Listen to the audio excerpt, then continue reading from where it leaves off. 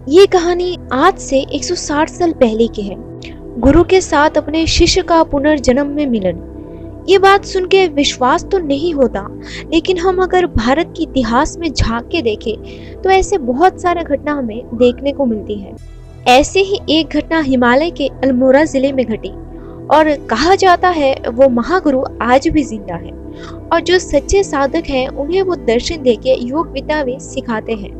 वो इतिहास के अनेक महान संतों के गुरु भी रह चुके हैं।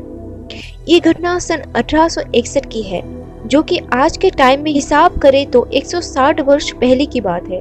उन्हें आज भी बहुत लोग मृत्युंजय महागुरु के नाम से जानते हैं। मृत्युंजय उन्हें कहते हैं जिन्होंने मृत्यु पर विजय हासिल कर ली हो। महाअवतार बाबा जी जो कि गुरु थे और शिष्य जो कि लाहिरी महाशय थे। उनकी पहली मुलाकात लाहिरी जी के 33वें वर्ष में हुई थी, 1861 के शरद ऋतु में। आप लोगों में से बहुतों ने शायद उनके बारे में पहले सुना भी होगा। वो दानापुर में सरकार के मिलिट्री इंजीनियरिंग विभाग में अकाउंटेंट के पद पर नौकरी करते थे। एक दिन सुबह ऑफिस मैनेजर ने उन्हें अपने ऑफिस में बुलाया। उन्होंने कहा, लाहिरी, अभी अभी हमारे हेडक्वार्टर से एक पत्र आया है। आपका ट्रांसफर रानीखेत कर दिया गया है, जहां सेना का एक कैंप स्थापित किया जा रहा है। एक नौकर को साथ लेकर वो उस 400 मील की यात्रा पर निकल पड़े। घोड़ागाड़ी से यात्रा करते हुए वो लोग 30 दिन में हिमालय में स्थित रानीखेत पहुंच गए। रानीखेत जो कि अल्मोड़ा जिले में हिमालय के सर्वोच्च शिखरों में से एक शिखर नंदा देवी की तलहटी में स्थित है। ऑफिस में लाहिरी जी का काम ज्यादा नहीं था, इसीलिए हिमालय के भव्य पर्वतों में घंटों घूमने का समय उनके पास था। एक अफवाह उन्होंने पहले सुनी थी, बड़े बड़े संत उस जगह निवास करते हैं। संत से दर्शन करने की तीव्र इच्छा उनके मन में जागी। एक दिन ऐसे ही अचानक उन्हें ऐसा लगा कि दूर से कोई उन्हें पुकार रहा है। वो चौंक गए और उस पुकार को सुनते हुए वो पर्वत पर बिना कुछ सोचे आगे बढ़ गए। उनके मन में थोड़ा सा डर भी था कि वो जंगल में अंधेरा छा जाने से पहले वापस भी नहीं लौट पाएंगे। आखिरकार वो एक छोटी सी खुली जगह पहुंच गए। वहीं पर एक युवक मुस्कुराते हुए स्वागत करते हुए हाथ फैलाए खड़ा था। ये देखकर लाहिरी महाशय को बड़ा आश्चर्य हुआ। ताम्र वर्ण बालों को खुला छोड़कर वो दिखने में बिल्कुल उनकी जैसी ही थी। वो युवक बोला, लाहिरी, तुम आ गए। वो मैं ही था जिसने तुम्हें पुकारा था। वास्तव में बाबा जी ने गंगाधर कहा था, जो लाहिरी महाशय का पिछले जन्म का नाम था, जो कि आप जानते ही हैं गंगाधर भगवान शिव का एक नाम है।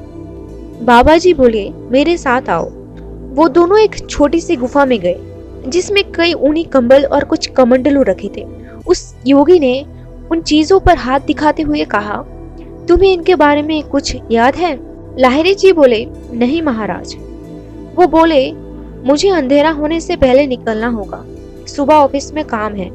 उस रहस्यमय संत ने अंग्रेजी में जवाब दिया, the office was brought for you, not you for the office. Office को तुम्हारे लिए बनाया गया है, तुम्हें ऑफिस के लिए नहीं। असल में हम भी सोचते हैं कि दुनिया में जो भी कुछ है वो सब अगर नहीं होता तो हम शायद रह ही नहीं पाते, लेकिन सच्चाई तो यही है, उन चीजों को सिर्फ हमारे जरूरतों को पूरा करने के लिए बनाया गया है। हमारा अस्तित्व उनसे नहीं बल्कि उनका अस्तित्व हमसे है। खैर, कहानी में आते हैं। बाबा जी की बात सुनकर लाहिरी जी ने चौंकते हुए सोचा, एक बनवासी तपस्वी अंग्रेजी कैसे बोल सकता है? इतना ही नहीं बल्कि ईसा मसीह के शब्दों का अर्थ भी जैसे उनके शब्दों में ध्वनित हो रहा था। वो योगी बोले, मैं देख रहा हूँ कि मेरे पत्र ने अपना काम कर दिया है। योगी की इस टिप्पणी का अर्थ तो लाहिरी जी को समझ नहीं आया। उन्होंने इसका जवाब पूछा तो योगी बोले, मैं उस पत्र की बात कर रहा हूँ जिसके कारण तुम यहाँ पहुँचे हो। मैंने ही तुम्हारे बड़े ऑफिसर के मन को गुप्त रूप से ये सुझाव दिया कि तुम्हारी बदली रानीखेत कर दी जाए। बाबा जी के पास जो कि वो दिव्य शक्तियां थी जिसके कारण वो किसी भी इंसान के द्वारा कुछ भी करवा सकते थे, इसलिए वो ऐसा कर पाए। फिर उन्होंने कहा, लाहिरी, ये गुफा तो तुम्हें परिचित प्रतीत होती होगी। वो शांत होकर चुपचाप खड़े रहे। तब उस संत ने उनके पास आकर उनके माथे पर धीरे से हाथ रखा। संत बाबा जी के स्पर्श से उनके दिमाग में एक अद्भुत प्रभाव पड़ा, जिससे उनके पूर्व जन्म की सारी स्मृतियों को जगा दिया। वो बोले, मुझे याद आ गया, आप मेरे गुरु बाबा जी हैं, जो सदा ही मेरे रहे हैं। यहाँ इसी गुफा में मैंने अपने पिछले जन्म के कई वर्ष बिताए थे। पुरानी स्मृतियों से भाव विभोर होकर रोते हुए वो अपने गुरुदेव के चरणों में गिर पड़े। बाबा जी बोले, 3 दशकों से भी अधिक समय से मैं तुम्हारे लौट आने की प्रतीक्षा कर रहा हूँ। तुम्हारे कर्मों की जादुई छड़ी ने तुम्हारा स्पर्श किया और तुम चले गए। तुम्हारी दृष्टि मुझसे हट गई, पर मेरी दृष्टि से तुम कभी ओझल नहीं हुए। जब तुम माता के गर्भ में थे और जब शिशु रूप में तुमने जन्म लिया, तब भी मेरी दृष्टि लगातार तुम पर थी। सदैव अदृश्य रूप से मैं तुम्हारे साथ रहा। महीनों पर महीनों और वर्षों पर वर्ष इसी शुभ दिन की प्रतीक्षा करता रहा। अब जाकर तुम मेरे पास आए हो। ये रही तुम्हारी गुफा। मैंने इसे तुम्हारे लिए सदा साफ सुथरी रखी है। ये रहा तुम्हारा पवित्र कंबल आसन, जिस पर बैठकर तुम रोज अपने शरीर में भगवान को समा लेती थी। लाहिरी जी रोते हुए बोले, मेरे गुरुदेव, मेरे पास कहने के लिए और क्या हो सकता है। गदगद स्वर में वो धीरे से बोले, कहीं किसी ने कभी ऐसे अमर प्रेम के बारे में सुना भी होगा। बाबा जी बोले, लाहिरी, तुम्हारी शुद्धि आवश्यक है। इस कटोरे में रखा तेल पी लो और जाकर नदी किनारे लेटे रहो। उन्होंने बाबा जी के निर्देशों का पालन किया। हिमालय की पहाड़ों की इतनी ठंडी रात पर उनको बड़ा आश्चर्य हुआ कि उस तेल में क्या कोई दिव्य उष्णता का गुण था, जिसके कारण मुझे ठंड नहीं लग रही।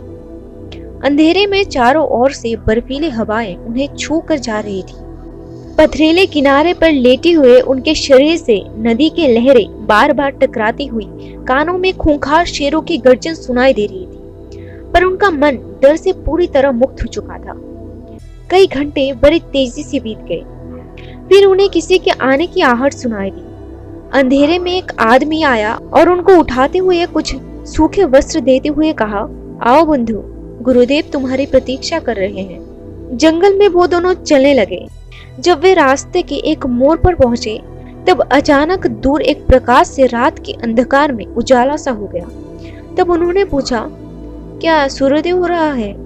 अभी तो मध्य रात्रि का समय है ना?